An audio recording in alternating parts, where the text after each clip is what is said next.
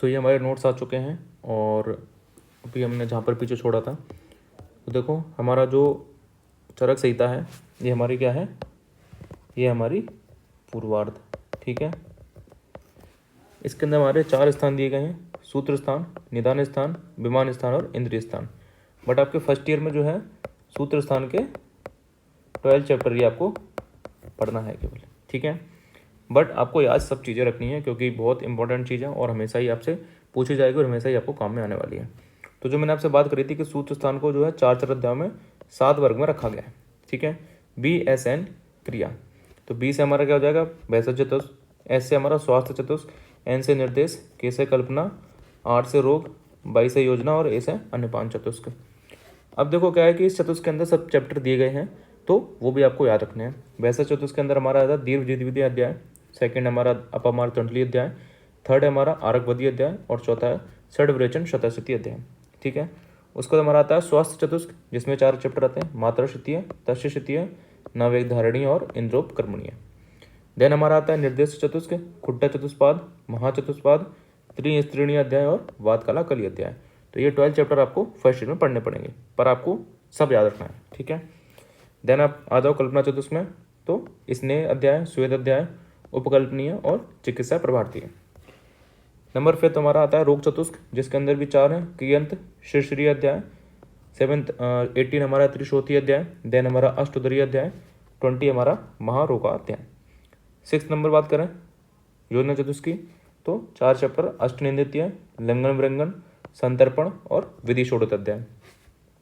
अन्य 5 चतुष्क की बात करते हैं तो यज्ञ पुरुष अध्याय, आत्र्य भाद्र काप्योध्याय, अन्न पान विधि अध्याय और उसके बाद हमारा विविध शीत पीत अध्याय। ये हमारा अन्न पान चतुष्क के अंदर आता है। अब जो हमारे 2 चैप्टर बच गए वो आते हैं संग्रह हृदय के अंदर जिसमें आपका 10 प्राण पतनीय अध्याय आता है और अर्थ 10 महामूल्य अध्याय आता है। ठीक है, सो ये हमारे आ गए संग्रह हृदय के अंदर। और जो मैंने आपको बताया था कि आपको ये नोट्स मिल जाएंगे ऐप के ऊपर, तो ये जो मैंने आपको बताया वो सब यहीं से मैंने बताया हुआ है। अब देखो हमारा चैप्टर है काफ़ी बड़ा है, पहला चैप्टर, तो हम पहले नोट से पढ़ेंगे। ठीक है, क्योंकि आपके जो पहला चैप्टर है उसमें सब कुछ आपका बेसिक जो अपने फर्स्ट ईयर की चीज़ें हैं जो आप पदार्थ विज्ञान में पढ़ोगे वही यहाँ पर बताया हुआ है। सो ऐसा कोई टेंशन की बात नहीं है, आपको ईजिली सब चीज़ें याद हो जाएंगी। ठीक है, मैं एक एक चीज़ बताता चलूँगा और आपको वैसे ही याद कर लेना है। बाकी इस चैप्टर के ख़त्म होने के बाद मैं उसको बुक से भी पढ़ा दूँगा। ठीक है, तो चलो स्टार्ट करते हैं। सबसे पहले हमारा आता है आयुर्वेद का अवतरण।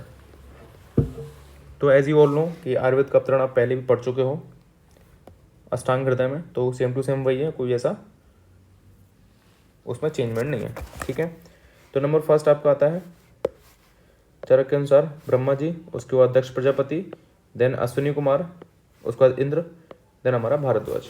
ठीक है, अब देखो भारद्वाज जो हैं उनके बाद जो आते हैं हमारे आत्रेय पुनर्वसु, इनको ज्ञान प्राप्त हुआ आयुर्वेद का। अब इनके हमारे 7 शिष्य थे, 6 शिष्य थे। ठीक है, तो कौन कौन से, अग्निवेश, भेल, जतुगढ़, पराशर, हरित और शार्पाणी, ये इनके 6 शिष्य थे, स्टूडेंट थे जिन्होंने आयुर्वेद को आगे बढ़ाया। अब देखो इसकी ट्रिक अगर आपको याद हो तो ठीक है, नहीं तो मैं बता देता हूँ कि कैसे आपको उसको याद रखना है।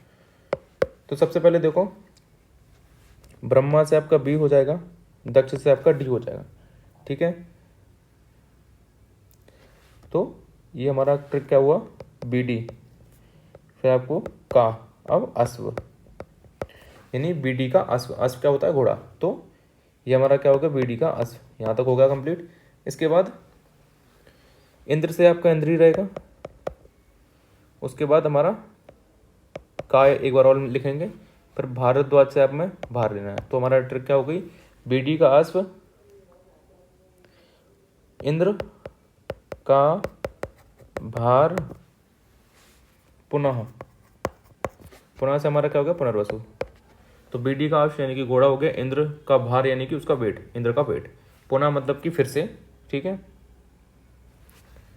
अब हमारा ये अग्निवेश, भेल, जतुगढ़, पराशर, हरित और शार्पाणी बचे हुए हैं। तो इनके लिए हम क्या ट्रिक यूज करेंगे, पुनः अग्नि भेल जाता है, अग्नि भेल जाता है पर हरा क्षार लाता है। ठीक है, आपको ये याद रखना है क्या, बीडी का अश्व इंद्र का भार पुनः अग्नि भेल जाता है पर हरा क्षार लाता है। अब देखो हमारा क्या क्या इसकी टर्मिनोलॉजी हुई। तो बीडी से आपका हो गया ब्रह्मा, डी से हमारा क्या हुआ दक्ष प्रजापति, अश्व से हमारा क्या हुआ अश्विनी कुमार, इंद्र से हमारा क्या हुआ इंद्र, भार से हमारा भारद्वाज, पुनः से आपका पुनर्वसु। ठीक है, अग्नि से हमारा क्या हुआ अग्निवेश, यहाँ से अब आगे अग्नि से हमारा अग्निवेश, भेल से भेल हो गया, जाता से हमारा क्या हुआ जतुकर्ण,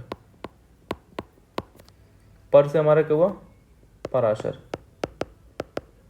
हरा से हमारा क्या हुआ हारित, शार से हमारा क्या हुआ शारपाणी। तो इसकी हमारी ट्रिक थी जो आपको हेल्प करेगी आयुर्वेद अवतरण को याद करने में। ठीक है, सो बीडी का अश्व इंद्र का भार पुनः अग्नि भेल जाता है पर हरा क्षार लाता है, ये हमारी इसकी ट्रिक हो गई। अब इसके बाद हम आगे बढ़ते हैं। देन हमारा सबसे इम्पोर्टेंट चीज़ आती है जो एग्जाम में भी पूछी जाती है, वो हमारी ये है त्रिसूत्र, इसको बोलते हैं त्रिस्कंद बोलते हैं। ठीक है, तो अगर आपसे बात करी जाए त्रिसूत्र की या फिर त्रिस्तंभ की त्रिस्कंद की, तो हमारे क्या है वो हम आगे पढ़ने वाले हैं। ठीक है, सो यहाँ पर देखो त्रिस्तंभ के बारे में बात करी जाए, त्रिस्कंद के बारे में सबसे पहला आता है हेतु सूत्र, देन हमारा लिंग सूत्र और थर्ड हमारा औषध, यानी हेतु लिंग औषधम, इनको बोलते हैं हम त्रिसूत्र। और त्रिस्तंभ हमारा क्या होता है आहार निद्रा और ब्रह्मचर्य, ये हमारे त्रिस्तंभ हैं। और अगर आपसे त्रिस्कंद कोई पूछता है तब भी हमारे क्या होंगे हेतु लिंग और द्रव्य, द्रव्य यानी कि औषध। ठीक है, अब यहाँ पर देखो जो हेतु है, हेतु यानी कि कारण, रीजन, कॉज, तो उसके दोबारा से 3 यहाँ पर डिवाइडेशन है। ठीक है, तो फर्स्ट हमारा आता है काल, सेकंड हमारा इंद्रियार्थ और थर्ड हमारा आता है कर्म। ठीक है, देन हमारा आता है परिणाम और फिर प्रज्ञापराध। तो मेनली तो आपने पढ़ा होगा जब आप अष्टांग हृदय का चैप्टर पढ़ रहे होंगे, वहाँ पर त्रिसूत्र के बारे में बताया हुआ था कि हमारा जो काल है, इंद्रिय हैं और जो कर्म है, इनके अतियोग से, मिथ्या योग से, हीन योग से जो है रोग की उत्पत्ति होती है। पर यहाँ पर आपको 2 चीज़ें और ऐड करनी है, क्या, एक परिणाम और एक प्रज्ञा अपराध। परिणाम के अंदर हमारा क्या क्या आएगा, जरा, भूख, प्यास और मृत्यु, ये 4 रीजन है। अब देखो जो आचार्य सुश्रुत हैं उन्होंने क्या माना हुआ है, एक जो निंद्रा है उसको एक्स्ट्रा माना हुआ है। ठीक है, अब प्रज्ञा अपराध की बात करी जाए तो प्रज्ञा अपराध का मतलब क्या होता है कि जो भी हमारी बुद्धि काम करती है। ठीक है, तो वो 3 तरीके से करती है काम, एक आपका धी भ्रंश, धृति भ्रंश और स्मृति भ्रंश, यानी कि आपका धी, धृति और स्मृति के भ्रंश होने से भी रोगों की उत्पत्ति होती है। और धृति मतलब क्या होता है हमारा धारण करने की क्षमता। ठीक है, ये एकदम सिंपल सी चीज़ थी। और यहाँ पर काल, इंद्रिय, अर्थ और कर्म, ये मैं आपको एक बार बता देता हूँ कि अति योग, मिथ्या योग और हीन योग क्या होता है, या फिर जो हमारा अयोग है वो हमारे बागवट ने टर्मिनोलॉजी यूज़ करी है। तो अति योग का मतलब काल की बात करें, काल यानी कि ऋतु या फिर सीजन बोल सकते हैं। तो जैसे मान के चलो आपकी सर्दी के टाइम में अति मतलब क्या ज़्यादा, यानी कि बहुत ज़्यादा सर्दी पड़ रही है तो हमारा काल का अति योग हो गया। मिथ्या योग मतलब कि अपोजिट, यानी कि सर्दियों के टाइम में गर्मी पड़ रही है, वो हमारा मिथ्या योग हो गया। हीन योग यानी कि सर्दी तो पड़ रही है पर बहुत कम पड़ रही है। ठीक है, ये हमारा काल का हो गया। ऐसे हमारी इंद्रियों के बारे में बोला गया है, अति योग, मिथ्या और हीन योग। इंद्रिय यानी कि जो उनके विषय हैं, शब्द, स्पर्श, रूप, रस, गंध, उनको धारण करने की क्षमता, बहुत ज़्यादा, बहुत कम और हमारा बिल्कुल नहीं, ये हमारा इंद्रिय अर्थ के संबंध में हो गया। और हमारा कर्म आ जाता है, तो अति योग, कर्म के, मिथ्या योग और हीन योग, ये इनसे जो है रोग की उत्पत्ति होती है। ठीक है, तो हमारा त्रिसूत्र है ये आयुर्वेद का, जो आपको रखना है, हेतु, लिंग और औषध। उसके बाद हेतु के हमारे 5 डिवाइडेशन है, काल, इंद्रिय, अर्थ, कर्म, परिणाम और प्रज्ञापराध। अब हम बात करते हैं लिंग सूत्र की, जिसको हम क्या कहते हैं निदान पंचक भी कहते हैं। ठीक है, इसको क्या कहते हैं हम निदान पंचक।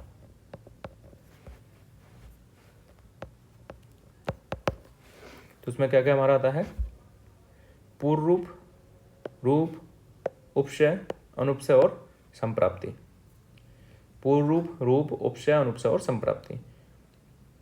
देन इसके अंदर दो चीज़ें और आती हैं, एक आपका शारीरिक दोष, एक आपका मानसिक दोष। तो शारीरिक में आपको पता ही है वात पित्त कफ आ जाते हैं, मानसिक दोष के अंदर रज और तम आ जाते हैं। एक एमसीक्यू आपका आ सकता है कि त्रिगुण क्या होता है हमारा, ठीक है। तो त्रिगुण में आपको रखने के सत्व, रज और तम इसके अंदर आते हैं। ये भी देखो, मैं केवल ओवर लेआउट दे रहा हूँ, ठीक है। हम इसको डिटेल में पढ़ने वाले हैं बुक्स के अंदर, क्योंकि नोट्स आपके एक सिंपल चीज़ है जो आप at the time of paper के टाइम एग्जाम में टाइम रिवीजन कर सकते हो। पूरी बुक आपको नहीं पढ़नी पड़ेगी, ठीक है। इसके बाद हमारा आता है द्रव्य का क्लासिफिकेशन। तो इसमें आपके 3 तरीके के द्रव्य हैं, एक आपके दोष शामक, एक आपका हो गया दोष शामक, सेकंड आपका हो गया धातु प्रकोपक, और थर्ड आपका हो गया स्वाद के लिए हितकारी। तो ये हमारे हैं आचार चरक के अकॉर्डिंग टर्मिनोलॉजी हमारी ये है, दोष शामक, धातु प्रकोपक और स्वास्थ्य के लिए हितकारी। और जो हमारे आचार्य भागवत है उन्होंने क्या बोला था, समन, कोपन और स्वास्थ्य हित, दोनों एक ही चीज़ है। समन यानी कि दोषों को समन करने वाला, कोपन यानी कि धातुओं को कुपित करने वाला, और स्वास्थ्य हित यानी कि स्वास्थ्य के लिए हितकारी, ठीक है। पर टर्मिनोलॉजी अलग अलग है। इसके बाद चरक संहिता का इतिहास मैं आपको पढ़ा चुका हूँ। देन हमारा टॉपिक आता है षड पदार्थ विज्ञान, यानी कि पूरा पदार्थ विज्ञान ही हमारे इसमें आ जाएगा। तो देखो, जो हमारे पदार्थ हैं वो हर एक दर्शन के अकॉर्डिंग अलग अलग माने गए हैं। तो उनमें से कुछ विशेष आपको यहाँ पर मैं बता रहा हूँ। नंबर फर्स्ट बात करते हैं न्याय दर्शन के अकॉर्डिंग, तो 7 पदार्थ माने हुए हैं। चरक संहिता ने 6 पदार्थ माने हैं, सामान्य, विशेष, गुण, द्रव्य, कर्म और समवाय। यही आप चैप्टर पढ़ते हो फर्स्ट ईयर में, ठीक है। देन हमारा आता है वैशेषिक संहिता के अनुसार, तो उन्होंने भी माने हैं द्रव्य, गुण, कर्म, सामान्य, विशेष और समवाय। फर्क इतना है कि इसमें सीरीज का अंतर हो गया चरक और वैशेषिक में।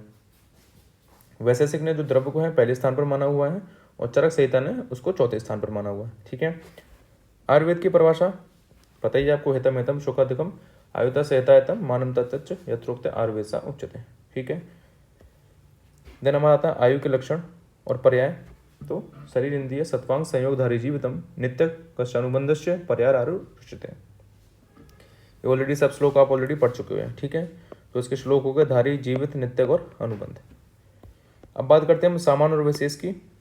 तो सामान्य और विशेष का हमारा श्लोक था, जिसको हम सामान्य विशेष सिद्धांत भी बोलते हैं। जो हमारा श्लोक है सर्वदा सर्वभावनाम सामान्य वृद्धि कारणम ह्रास हेतु विशेष प्रवृत्ति उभय सेतु, ये आपके पदार्थ विज्ञान में है। तो उसमें देखो सामान्य और विशेष का मतलब क्या होता है। सामान्य यानी वृद्धि और विशेष यानी कि लॉस, ठीक है, हानि यानी कमी। तो सामान्य यानी कि कहीं भी अगर कोई चीज़ बढ़ रही है तो हमारा वो सामान्य के अंतर्गत आएगी, और हमारी अगर विशेष यानी कहीं भी कोई चीज़ अगर कम हो रही है तो वो हमारी विशेष के अंदर आएगी। और यहाँ पर मान लो इसका दोनों का है कि श्लोक का मतलब क्या है, सर्वदा सर्वबहाना सामान्य वृद्धि कारण, यानी कि जो हमारा सामान्य है वृद्धि का कारण होता है सभी जगह, और ह्रास हेतु विशेष, यानी जो हमारा ह्रास का कारण होता है वो विशेष होता है।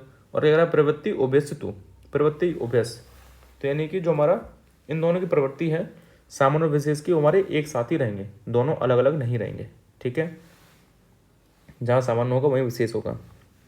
अब देखो सामान्य की परिभाषा हमारी आती है, यह श्लोक आपको याद रखना है। सामान्य एकत्वक्रम विशेषस्तु प्रतिकत्व तुल्यार्था ही सामान्य विशेषस्तु विपर्य, यानी कि जो एकत्व बुद्धि उत्पन्न करने वाला है सामान्य है, मतलब कि कॉमन चीज के बारे में बात कर रहे हैं। जो तुल्यता का अर्थ बतलाता है वो हमारा क्या है, सामान्य। जैसे सभी गायों के अंदर क्या होता है, गोवत्व जाती रहती है। अब देखो ये हमसे क्यों आ सकता है आपका कि आयुर्वेद के त्रिदंड कौन से हैं, रखना है आपको शरीर, आत्मा और मन, ये आपके 3 दंड हैं या फिर अधिकरण है। तो दोनों टर्मिनोलॉजी यूज की जा सकती हैं, या तो आयुर्वेद के त्रिदंड या फिर आयुर्वेद के अधिकरण, शरीर, आत्मा और मन। तो बस में बताया जा रहा है कि जैसे हम 3 खम्भों के सारे छत को रोका जा सकता है, उसी प्रकार जो हमारा शरीर है, आत्मा है और मन है, इनसे जीवन संभव है, और इनके संयोग से जो लोक है वो जीवात्मा युक्त शरीर में रहता है, और इसमें सब कुछ प्रतिष्ठित है। और हमारा जो शरीर, आत्मा, मन है उसको हम जीवात्मा का आधार भी कह सकते हैं, फिर लोक का आधार भी कह सकते हैं, ठीक है।